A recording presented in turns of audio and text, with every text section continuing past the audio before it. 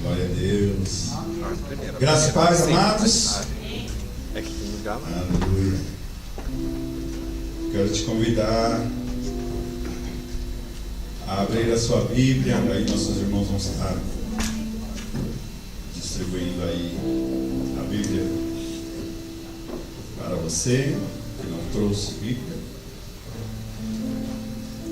E você vai abrir a sua Bíblia em Mateus. É o primeiro evangelho, o primeiro livro no Novo Testamento. Talvez você não tenha muito conhecimento aí. Quero dizer para você que ler o índice não é pecado não, viu? Mas pode ir lá no índice, veja que página e abra sua Bíblia. Capítulo 6, Mateus, capítulo 6. Nós vamos ler do 9 em diante. Mateus.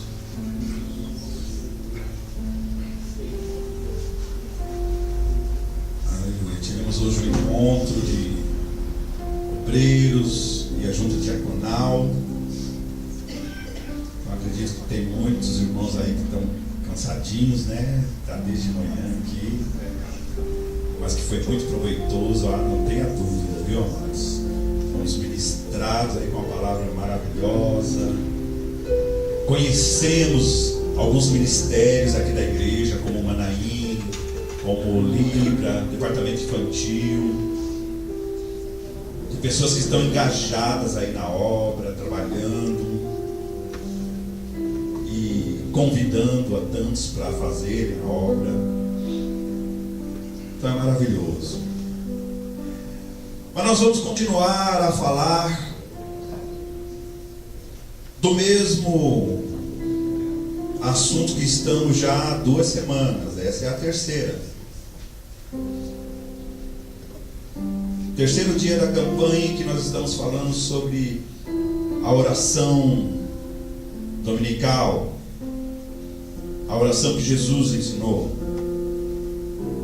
E antes de nós lermos,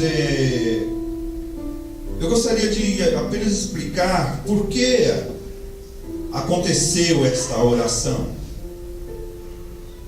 Os discípulos estavam acompanhando Jesus durante 3 anos, acompanhando a Jesus, e eu comecei a pensar, amados, como deve ter sido maravilhoso, não é? Andar com Jesus, ouvi-lo pregar lá na praia da Galileia, presenciar aquele homem multiplicar pães, peixes, ver aquele homem fazer paralítico que há 38 anos estava lá, sem poder se mexer, presenciar ele curar o paralítico que desceu pelo telhado da casa lá em Cafarnaum, ver ele curar aquela mulher que há 12 anos vivia com fluxo de sangue, ver ele ressuscitar mortos. Que coisa maravilhosa! Eu que não presenciei nada disso e que sei apenas porque eu li, eu já fico extasiado, eu fico tão feliz. Eu começo a imaginar como devia ser com Pedro, com Mateus, os outros discípulos que estavam ali acompanhando dia a dia Jesus. Mas chegou um dia que Jesus falou: olha, eu não vou ficar com vocês todo o tempo, e vocês têm uma missão. Vocês vão fazer o que eu fiz e vão fazer ainda mais. Você consegue imaginar? Você que está andando há 3 anos com Jesus, presenciando essas coisas, e de repente Ele te confronta e diz que você vai fazer tudo aquilo que Ele fez e vai fazer ainda muito mais. Justo aqueles discípulos que não conseguiam sequer orar 1 hora com Ele. Justo aqueles discípulos que olhavam para si e viam tantas deficiências, tantas limitações.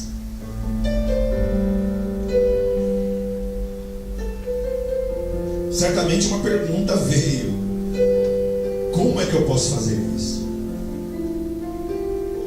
Talvez com a presença de Jesus até ficaríamos um pouco mais corajosos, mas sabendo que Ele não vai estar conosco, não tem jeito. Mas um dos discípulos que estavam ali teve a ousadia de falar para Jesus: Jesus, já que você vai subir, já que você não vai estar conosco e nos deixa uma missão tão forte como esta, ensina-nos ao menos a orar. Será que nós sabemos orar? Será que nós sabemos ao menos orar? Hoje é culto de oração. Certamente nos expressamos da maneira que nós aprendemos. Certamente muitos aqui vêm de diversas religiões e igrejas, e cada um aprendeu de um jeito. Um ora alto, outro ora baixo, um gosta de orar de joelho, outro gosta de pé, um talvez esteja sentindo falta de um véu para pôr na cabeça. Ele só pode orar se for assim. Talvez estejam sentindo falta de um terço, alguma coisa desse tipo, porque nós aprendemos assim. Nós sabemos orar. A pergunta foi feita: Jesus, ensina-nos a orar. Então nós chegamos aí no capítulo 6 e no versículo 9, onde nós intitulamos este texto como a oração dominical, a oração que Jesus ensinou, uma oração que todos conhecem, seja evangélico, seja espírita, seja católico, todos que se dizem cristãos conhecem esta oração. E talvez muitos de nós a temos como uma reza, uma prece. Decoramos. Se eu perguntar aqui quantos sabem essa oração de cor, eu tenho certeza que muitos vão levantar as mãos. Mas Jesus uma vez falou assim: olha, quando você orar, não useis de vãs repetições. O Novo Testamento foi escrito em grego, e as vãs é vaidade, é tudo que é inútil. E as repetições no grego é batalogar, é o mesmo sentido da fala de um papagaio. Papagaio fala, mas não pensa. Às vezes decoramos a oração como uma reza, e os cristãos têm costume disto, viu? Não venha me dizer que não. Nós gostamos disso, de usar textos bíblicos como patuá. Eu pego a oração do Pai Nosso, coloco ela na carteira e acho que eu vou ser abençoado. O Salmo 23, o Salmo 91, então, é o herói, é o poderoso. E é verdade, ele é poderoso mesmo. Só que nós esquecemos que foi o texto que foi usado por Satanás para confrontar Jesus lá no monte, lembra? Capítulo 4 de Mateus. Então o que é que Jesus quis dizer quando ele começou a ensinar esta oração? Ele quis dar uma receita, é assim que você tem que orar? Ele quis dar um modelo de oração, amados. Um modelo apenas de oração. Você não precisa decorar isso, mas preste atenção da maneira em que ele ensinou. E ele começa a sua oração, versículo 9 em diante, nós vamos ler: portanto vós oreis assim: Pai nosso que estás no céu, santificado seja o teu nome, venha o teu reino, faça-se a tua vontade, assim na terra como no céu. O pão nosso de cada dia nos dá hoje, e perdoa as nossas dívidas, assim como nós perdoamos aos nossos devedores. E não nos deixeis cair em tentação, mas livra-nos do mal, porque teu é o reino, é o poder e a glória para sempre.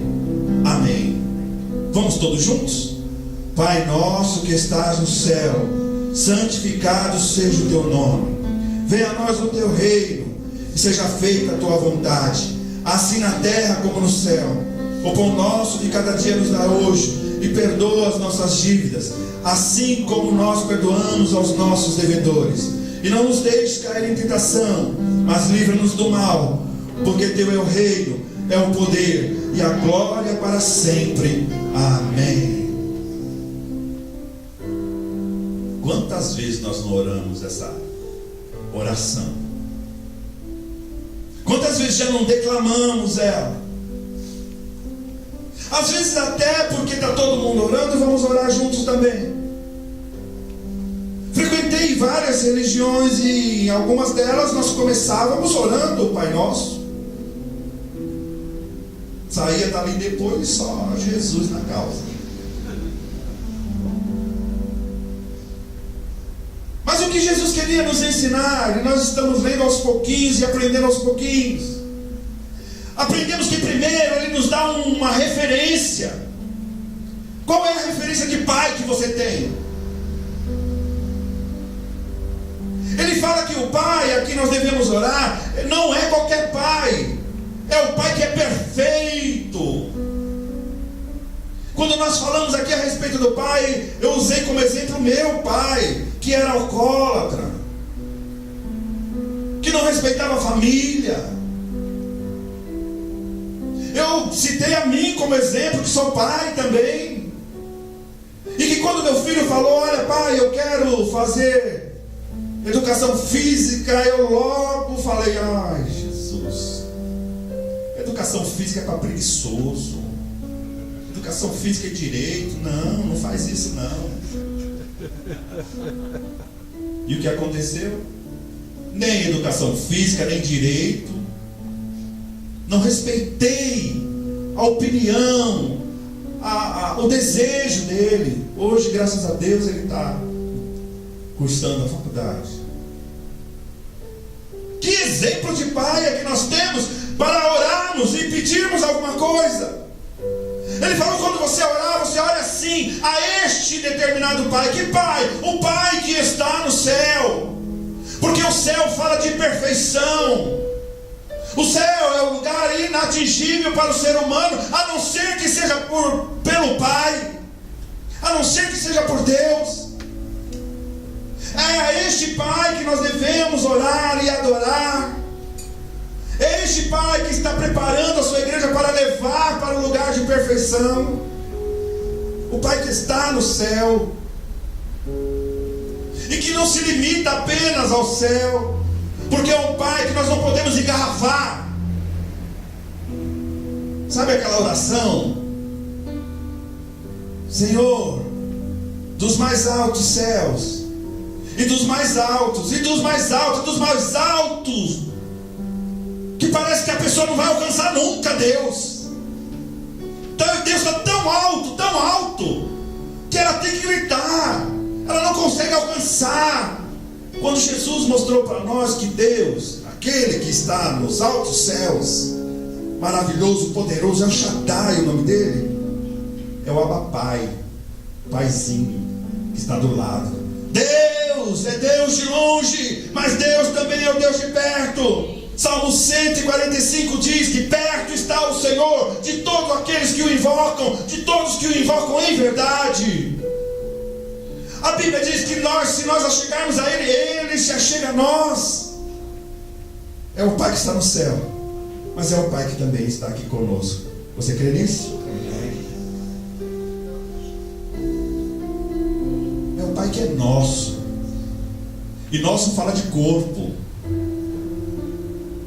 Então, o que todos dizem que Ele é Pai de todo mundo? Não, errado. Todos somos criatura, mas filho é só aquele que recebe o Senhor Jesus como Salvador, Senhor.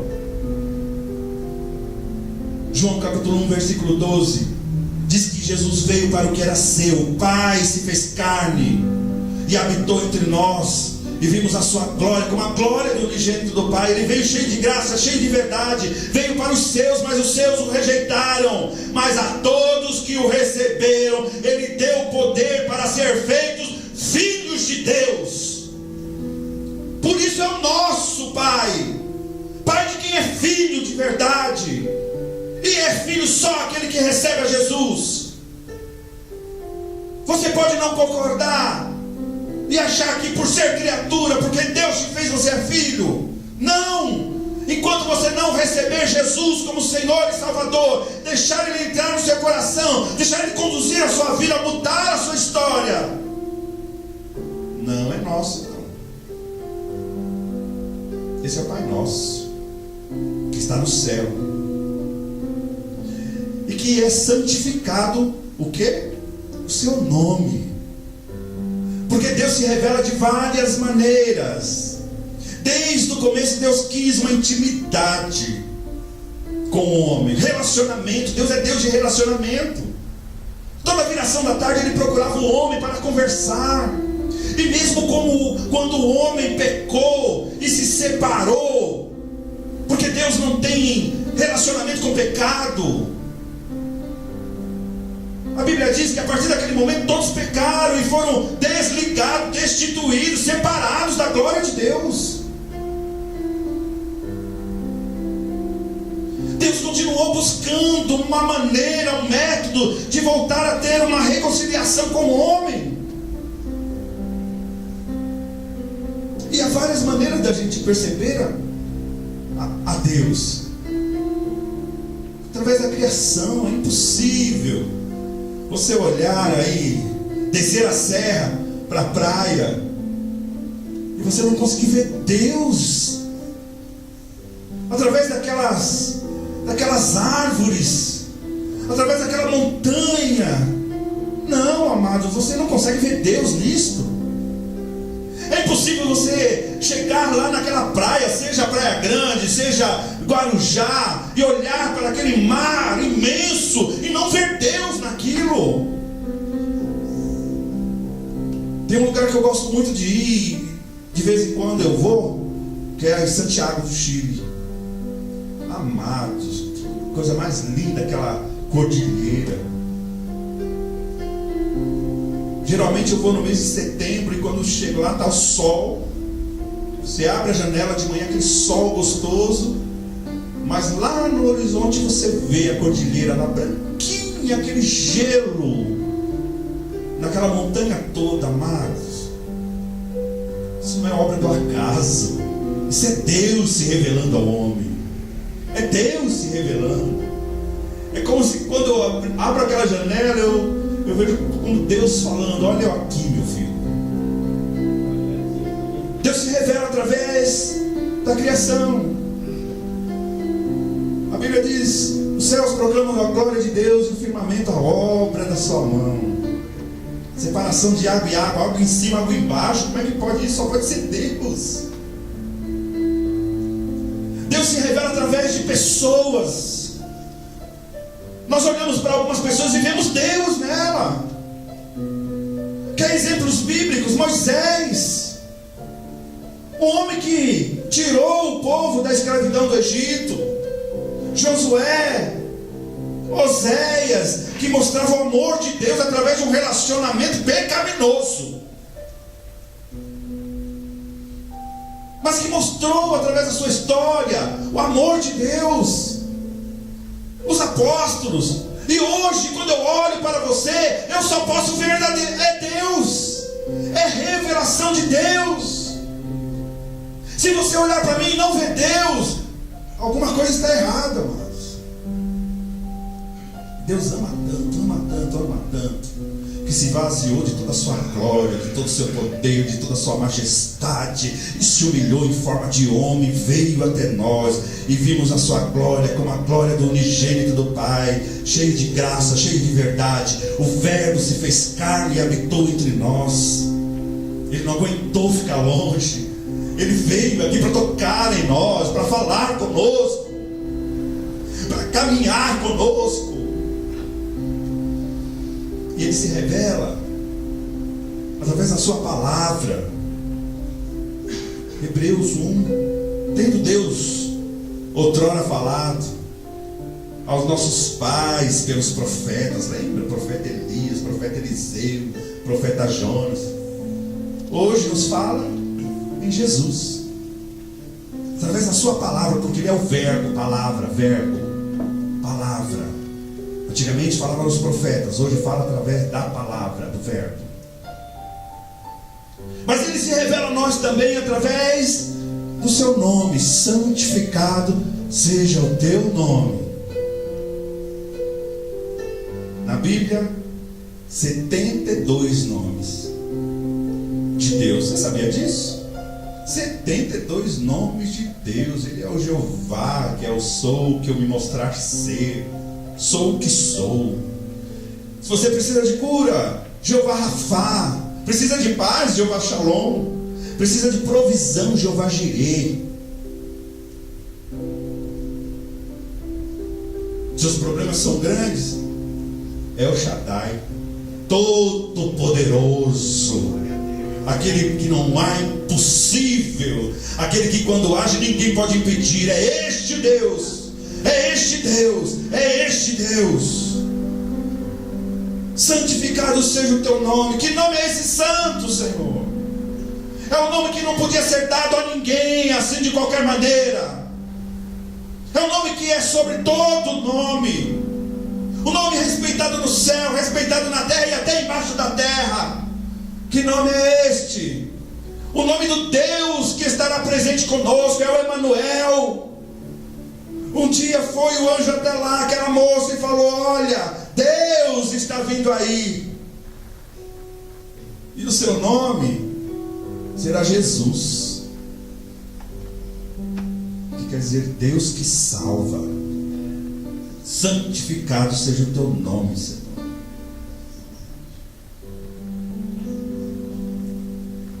Hoje falaremos mais um pedacinho. A oração continua. Venha o teu reino.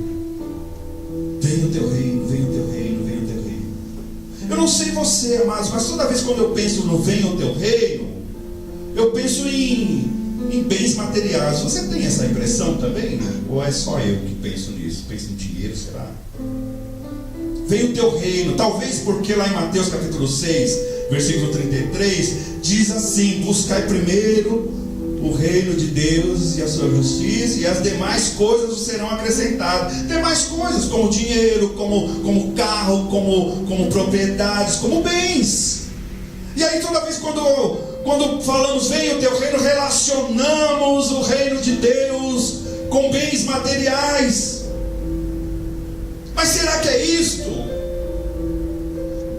João Batista começou a anunciar lá no Jordão: raça de víboras, arrependei-vos, porque é chegado o reino dos céus. Quando Jesus começou o seu ministério, ele continuou com a mesma fala: arrependei-vos, porque é chegado o reino dos céus.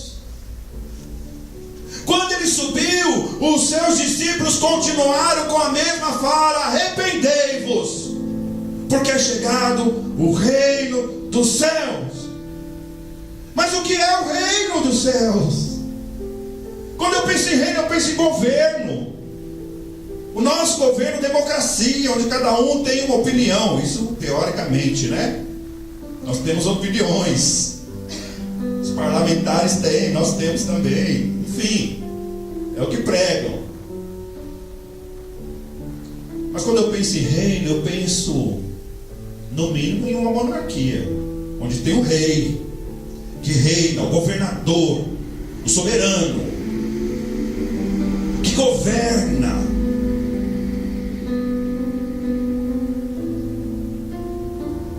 Venha o teu reino, venha o teu reino. É essa a oração que nós fazemos, é essa que nós decoramos, é essa que às vezes usamos como patuá. Venha o teu reino. Essa oração que você tem feito, quantas vezes você não fez isso? Falando: venha o teu reino, venha o teu reino. E talvez você nem pensou que é o reino de Deus. Em Lucas 21 diz, vamos lá, você pode ir rapidamente?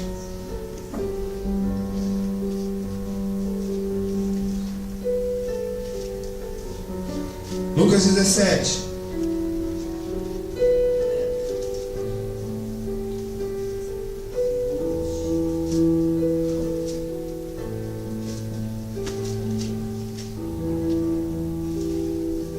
Versículo 20, 21. Interrogado por todos. Amém? Amém? Interrogado pelos fariseus sobre quando viria o reino de Deus, Jesus lhe respondeu: não vem o reino de Deus com visível aparência. Então, se você pensou que o reino de Deus é carro, é dinheiro, é casa, é bens material, esquece. Já apaguei aquela história da minha mente. Já apaguei aquela coisa, eu vou ficar rico, porque o reino de Deus vai chegar. Porque era isso que o povo estava esperando. O reino de Deus vai chegar, e com ele vai vir o príncipe dos céus, e vai guerrear, e vai nos tirar do jugo dos romanos. Porque eles eram subjugados pelos romanos. Mas Jesus acabou com essa história. Ele falou: o reino de Deus não é assim.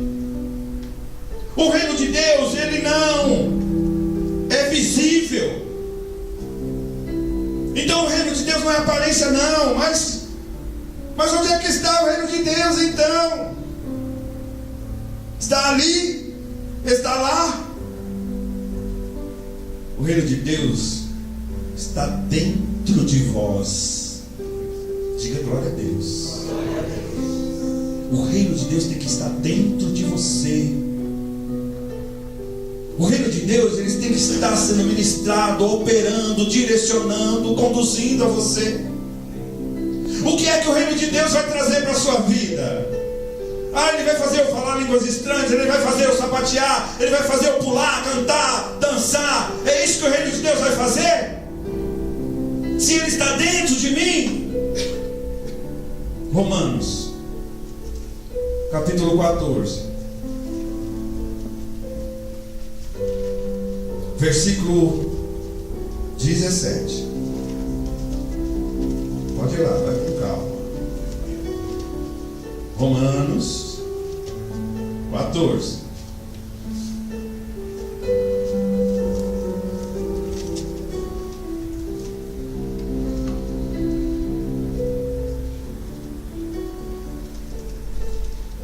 Pastor, o Senhor desconstruiu tudo que era o reino de Deus na minha mente. Acabou com o meu reino de Deus que estava aqui. Estava querendo encher os bolsos. Eu estava querendo ficar rico. Não vai rolar, amado, assim não. Você vai ter que trabalhar mesmo.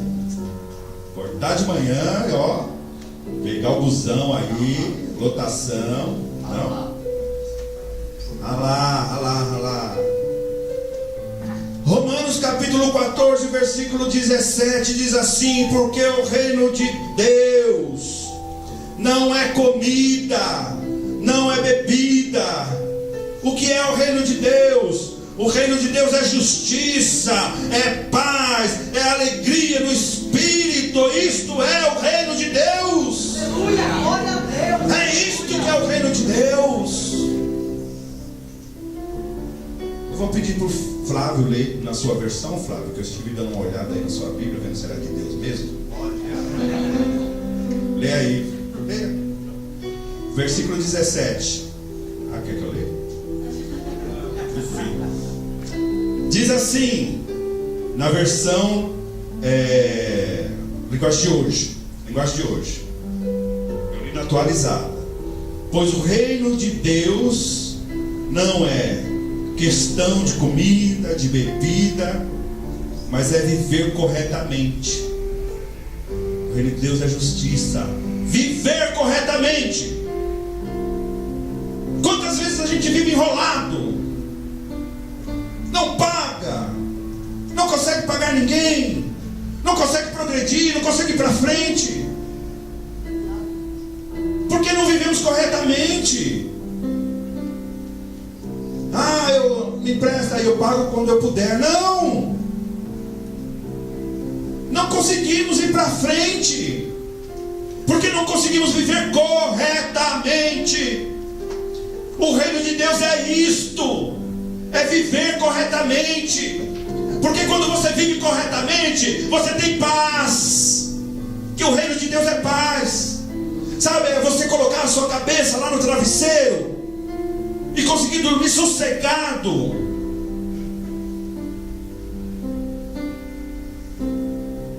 É alegria no espírito.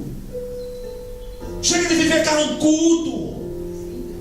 Chega de viver surumbático. Existe essa palavra. Vai lá na língua dicionário.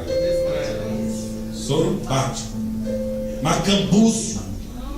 É tudo sinônimo. Tudo igual. Macambúcio, surumbático. Chega. Carrancudo. Cara fechada. Por quê? Porque não tem alegria no coração. Vive na confusão. Vive cheio de problema.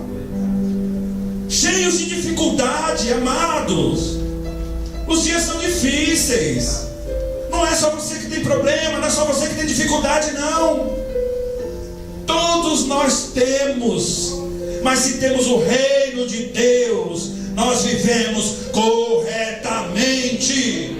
E se vivemos corretamente, temos paz no coração, alegria no espírito. Venha o teu reino, Senhor. Venha o teu reino sobre nossas vidas hoje. Venha o teu reino sobre nós. O reino de Deus não é comida. O reino de Deus não é bebida. O reino de Deus é justiça, paz e alegria no espírito. Você vai continuar orando essa oração? Fique de pé. Deus que ensina, Deus maravilhoso. Aleluia.